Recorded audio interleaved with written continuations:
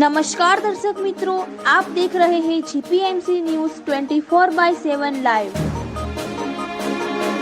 હર હર નર્મદે મૈયા 128 દિવસીય 3800 કિમીની સૌથી કઠિન માં નર્મદા પદ પરિક્રમા પૂર્ણ કરી પંચવટી કંપામાં પદયાત્રીઓનું ભવ્ય ભાવભીનું સ્વાગત સમાયું।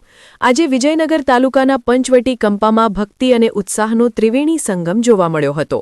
માં નર્મદાની 3800 કિલોમીટરની પદયાત્રા 128 દિવસમાં પૂર્ણ કરી પરત ફરેલા પોકાર પરસોત્તમભાઈ દેવશીભાઈ અને સહપદયાત્રીઓના સત્કાર સમારંભ યોજાયો। પદ પરિક્રમાવાસીઓના સ્વાગત માટે કાલવણથી ભવ્ય શોભાયાત્રાનું પ્રસ્થાન થયું હતું।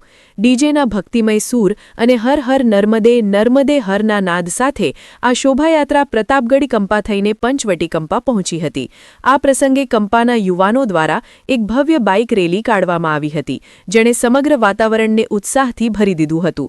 આ સત્કાર સમારંભમાં માત્ર ગ્રામજનો જ નહીં, પરંતુ દૂર દૂરથી આવેલા સગા સંબંધીઓ, ભાઈઓ અને બહેનો મોટી સંખ્યામાં ઉમટી પડ્યા હતા। માતાઓ બહેનોએ કુમકુમ તિલક અને પુષ્પવર્ષા કરી પદયાત્રીઓને વધાવ્યા હતા। પરિવારજનો અને સ્નેહીઓના ચહેરા પર પોતાના સ્વજનની આ ભક્તિમય સફળતા જોઈને હર્ષના આંસુ અને ગર્વની લાગણી જોવા મળી હતી। પંચવટી કંપાના મુખ્ય પદયાત્રી પરસોત્તમભાઈ દેવશીભાઈ પોકાર ઉંમર વર્ષ 71 ને તેમના ધર્મપત્ની નર્મદાબેન અને દીકરા અરવિંદભાઈ અને વહુ કૈલાશબેન દ્વારા આરતી પૂજન કરવામાં આવ્યું હતું। અર્જન બાપા પોકાર પરિવારના તમામ વડીલો, માતાઓ, યુવાનો, દીકરાઓએ પદયાત્રીઓનું સન્માન સત્કાર કર્યો હતો। તેમની સાથે આ કઠિન યાત્રા સફળતાપૂર્વક પૂર્ણ કરનાર અન્ય સહપદયાત્રીઓનું પણ સન્માન કરવામાં આવ્યું હતું। જગદીશભાઈ જે પટેલ ચોટાસણ કંપા, રમેશભાઈ જી પટેલ લક્ષ્મણપુરા ઈડર, કિરીટભાઈ પટેલ નરોડા, હસમુખભાઈ વેજરબ મડ કંપાએ આ 128 દિવસની મથામણ અને 3800 કિમીની શ્રદ્ધાસભર મુસાફરી બાદ પંચવટી કંપામાં યોજાયેલા આ કાર્યક્રમમાં પરિક્રમા કરી આવેલા ભક્તોએ પોતાની પદયાત્રા દરમિયાનના અનુભવો વહેંચ્યા હતા। તેમણે જણાવ્યું હતું કે નર્મદા કિનારે મળેલી શાંતિ અને લોકોનો સહકાર એ જીવનનો અનમોલ લહાવો છે। આ યોજેલા કાર્યક્રમે સૌ કોઈને ભક્તિના રંગે રંગી દીધા હતા। કાર્યક્રમના અંતે ઉપસ્થિત સૌ ભાઈઓ બહેનો અને મહેમાનો માટે ભોજન પ્રસાદનું પણ સુંદર આયોજન કરવામાં આવ્યું હતું। Reporter Kamlesh Patel, Panchavati Kampa, GPMC news 24/7 live.